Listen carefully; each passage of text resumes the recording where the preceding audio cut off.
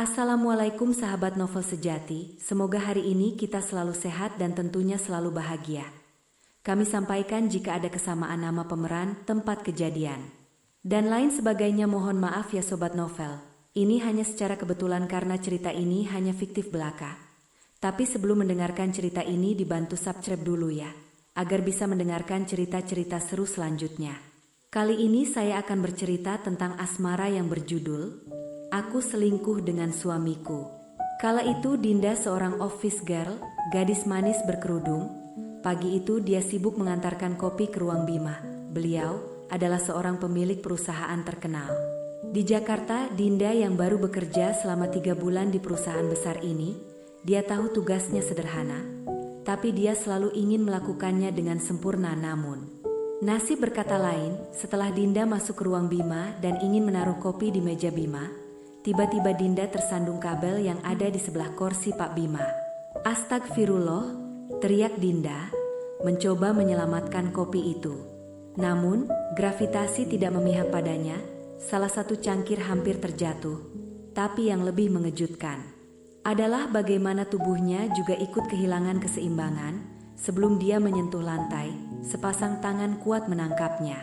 Ketika Dinda mendongak, wajah serius dan karismatik Bima, CEO perusahaan itu, hanya berjarak beberapa inci dari wajahnya. Pandangan mereka bertemu sesaat, waktu seakan berhenti. Maaf Pak, saya tidak sengaja. Gumam Dinda gugup sambil buru-buru melepaskan diri dari pelukan tidak sengaja itu. Pipi Dinda memerah seketika, sementara Bima hanya tersenyum tipis. Tidak apa-apa, jawab Bima dengan tenang, mengambil cangkir kopi dari lantai dan menyerahkannya kembali kepada Dinda. Hati-hati lain kali. Saat Dinda berlari keluar ruangan dengan pipi merah menyala, Bayu rekan kerjanya sudah menunggu di luar. Dia langsung melontarkan candaan khasnya. Wih, Din, baru juga kerja di sini, udah cari kesempatan dekat bos ya? Goda Bayu sambil tertawa. Bayu, aku serius, tadi itu kecelakaan. Balas Dinda setengah berteriak, tapi nada suaranya justru semakin mengundang tawa Bayu. Dia, seorang asisten pribadi Bima yang ambisius, berdiri tak jauh dari ruang meeting saat insiden itu terjadi. Matanya menyipit melihat adegan Dinda terjatuh di pelukan Bima. Dia memperhatikan dengan saksama, mencatat dengan detail. Sebagai seseorang yang sudah lama bekerja di dekat Bima, dia paham betul bagaimana rumor kecil bisa menjadi besar, dan dia tahu bagaimana memanfaatkan situasi. Dengan ponselnya, dia diam-diam mengambil foto saat Dinda dan Bima terlihat bersama. Meski situasinya sebenarnya tidak seperti yang terlihat, foto itu cukup untuk menyulut gosip. Sambil tersenyum penuh arti, dia menyimpan foto tersebut, yakin bahwa ini bisa menjadi senjata di suatu saat nanti. Pada malam harinya, dia mulai menyusun rencana. Dia mengedit foto tersebut agar terlihat lebih dramatis dan menggugah emosi. Dengan keterangan singkat penuh teka-teki. Bos besar dan gadis manis. Ada apa nih? Dengan emot sedikit meledek, dia mengunggahnya ke media sosial dengan akun anonim. Di sisi lain, Siska, pacar Bima yang terkenal emosional, sedang bersantai di rumah sambil menggulir timeline media sosialnya. Begitu melihat foto itu darahnya langsung mendidih. Wajah Bima yang dekat dengan seorang wanita asing membuatnya gelisah. Siapa perempuan itu? Geramnya, membanting ponselnya ke meja. Tanpa berpikir panjang, Siska langsung menelpon Bima. Bima, apa maksudnya foto ini? Serunya penuh emosi saat Bima mengangkat panggilan. Bima yang sedang bekerja di rumah mengerutkan dahi saat mendengar nada tinggi dari Siska. Foto apa Siska? Aku tidak mengerti. Jangan pura-pura. Lihat saja sendiri. Aku kirimkan fotonya sekarang. Bentak Siska, lalu langsung memutuskan panggilan. Sementara itu, Dinda mulai merasa ada sesuatu yang aneh di kantor. Beberapa karyawan mulai melirik ke arahnya sambil berbisik-bisik. Bayu yang biasanya suka bercanda, mencoba menghiburnya, Tapi bahkan dia tidak tahu bagaimana menghadapi situasi ini. Din, kamu tahu nggak? Katanya ada yang ngegosip soal kamu sama Pak Bima. Hehe, jangan-jangan kamu calon ibu bos nih, ujar Bayu setengah bercanda, setengah penasaran. Bayu, jangan bicara sembarangan. Dinda hampir menangis. Merasa tekanan dari gosip ini mulai terlalu berat untuk ditanggungnya. Sementara itu, di ruangan Bima, Siska datang tanpa pemberitahuan yang membawa emosi yang meledak-ledak. Drama mulai berkembang dan hubungan antara Dinda, Bima, dan Siska perlahan-lahan mulai mengarah ke konflik yang tak terhindarkan. Pagi itu, suasana kantor terasa aneh. Dinda merasakan tatapan tajam dari hampir semua orang di kantor, seperti ada sesuatu yang sedang mereka bicarakan di belakangnya. Bisik-bisik terdengar di mana-mana, dan setiap kali dia lewat, percakapan itu langsung berhenti. Bayu, yang biasanya riang bahkan tampak gugup saat melihat Dinda. "Dinda, kamu udah lihat ini belum?" tanya Bayu pelan sambil menyodorkan ponselnya. Di layar sebuah foto dirinya sedang berada dalam pelukan Bima terpampang jelas dengan caption yang provokatif. "Apa ini?" seru Dinda, hampir menjatuhkan ponsel Bayu. Pikirannya langsung melayang ke insiden kopi kemarin. Itu jelas kecelakaan, tapi foto ini menyajikan narasi yang sangat berbeda.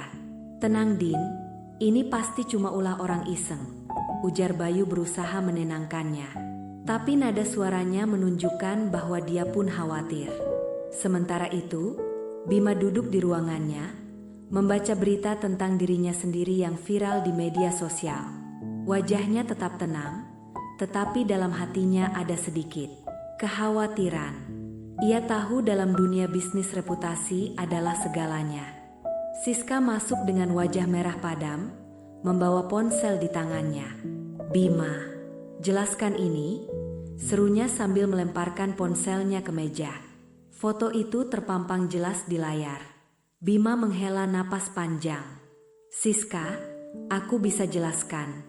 Itu hanya kecelakaan kecil.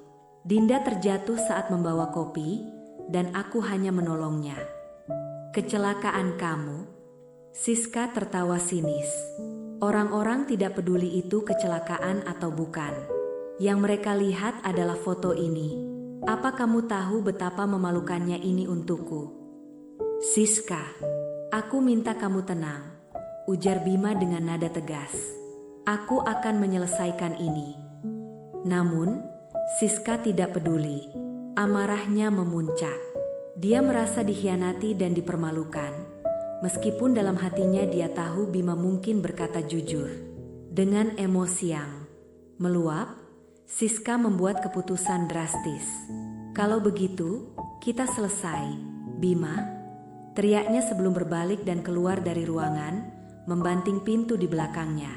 Di sisi lain, Dinda merasa semakin tertekan. Dia mencoba fokus pada pekerjaannya, tapi gosip yang beredar di kantor membuatnya sulit berkonsentrasi. Saat jam makan siang, Ibu Marlina, kepala HRD yang bijak, memanggilnya ke ruangan. "Dinda, saya tahu kamu pasti merasa tidak nyaman dengan situasi ini," ujar Ibu Marlina dengan nada lembut. "Tapi kamu harus tetap tenang. Fokus saja pada pekerjaanmu.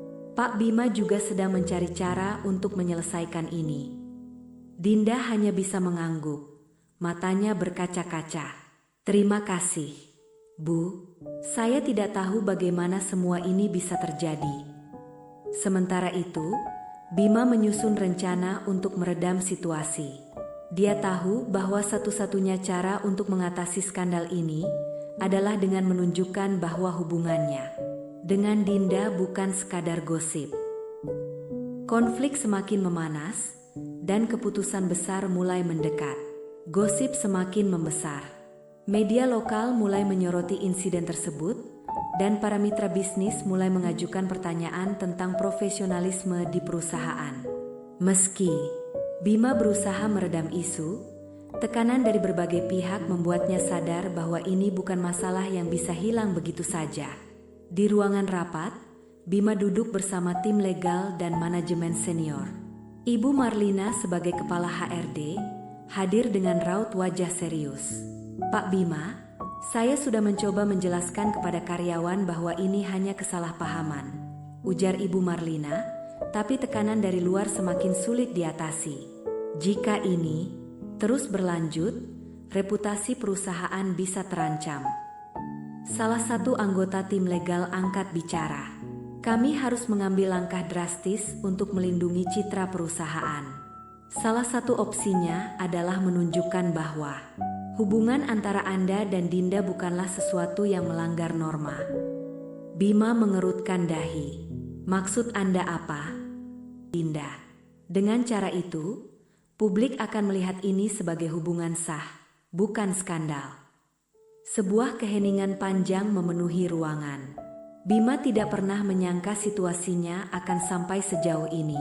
Menikahi seseorang yang hampir tidak ia kenal, namun di dalam dirinya, ia tahu bahwa ini mungkin satu-satunya cara untuk menyelamatkan reputasi perusahaan. Setelah rapat berakhir, Bima memanggil Dinda ke ruangannya.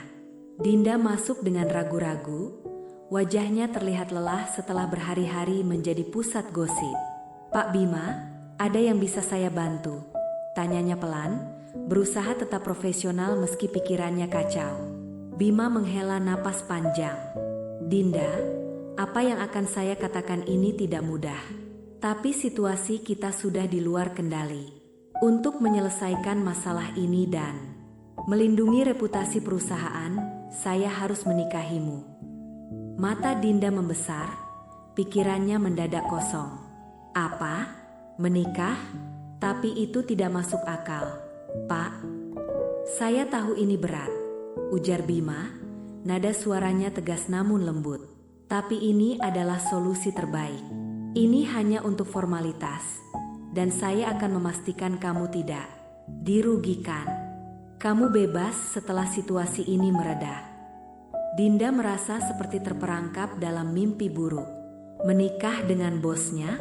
Dia tidak pernah membayangkan hidupnya akan berubah secepat ini. Namun, dia tahu betapa seriusnya situasi ini. Dengan berat hati, dia mengangguk. Baiklah, Pak, kalau itu yang terbaik untuk perusahaan.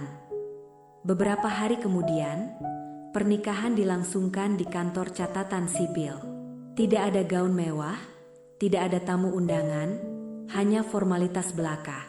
Dinda berdiri di samping Bima dengan perasaan campur aduk takut, bingung, tapi juga sedikit lega karena langkah ini mungkin akan meredam gosip. Namun, meski pernikahan telah terjadi, suasana di antara mereka tetap dingin. Dinda merasa seperti orang asing di rumah besar Bima, sementara Bima tenggelam dalam pekerjaannya. Mereka tinggal di bawah satu atap, tetapi tidak ada kehangatan. Pernikahan mereka menjadi awal dari perjalanan penuh tantangan, di mana mereka harus belajar memahami satu sama lain.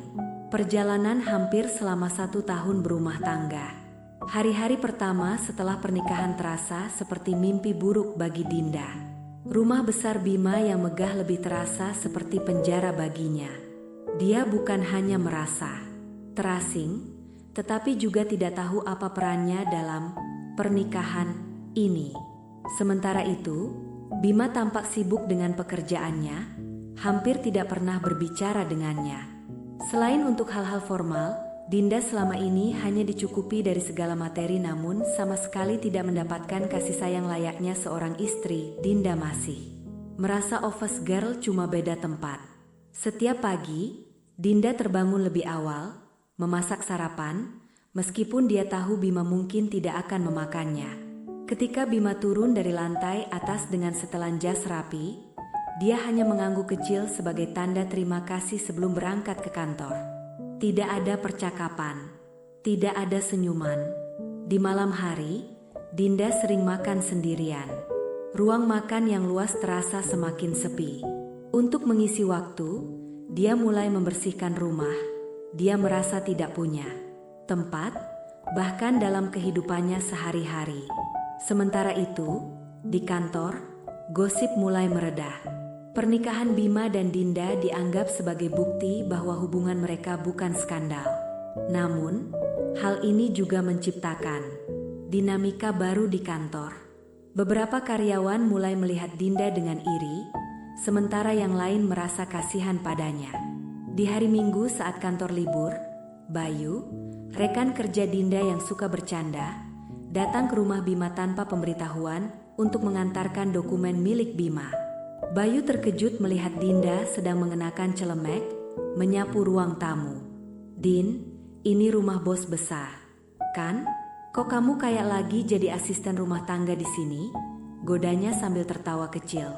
"Bayu, diam," jawab Dinda setengah berbisik. Wajahnya memerah.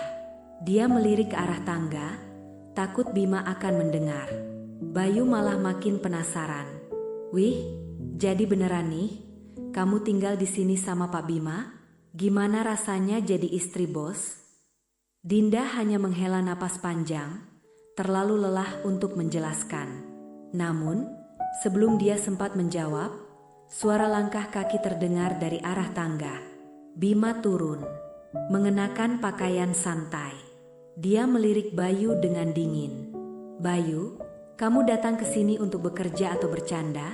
tanyanya dengan nada datar, tapi cukup membuat Bayu langsung diam. "Maaf, Pak, saya cuma antar dokumen BPK yang harus Anda tanda tangani hari ini," jawab Bayu sambil buru-buru menyerahkan map ke Bima. Setelah Bayu pergi, suasana di rumah kembali sepi. Namun, malam itu, Bima tiba-tiba berbicara. "Dinda, kamu tidak perlu membersihkan rumah seperti itu. Ada orang yang dibayar untuk itu," ujarnya sedikit canggung. Dinda menatapnya sejenak. "Saya hanya mencoba mengisi waktu, Pak. Rumah ini terlalu sepi." Bima terdiam, mungkin untuk pertama kalinya menyadari bahwa Dinda juga berjuang dengan situasi ini. Meski masih kaku, ada sedikit rasa bersalah di matanya. Kehidupan mereka masih penuh formalitas. Ya, sayang sekali ya Sobat Novel. Tak terasa kebersamaan kita sudah hampir 20 menit. Tapi aku masih setia menemani Sobat Novel sejati. Bagaimana perjalanan seorang Dinda untuk mendapatkan cinta yang sesungguhnya? Nantikan di part 2 ya Sobat. Pasti cerita ini makin seru. Sampai jumpa.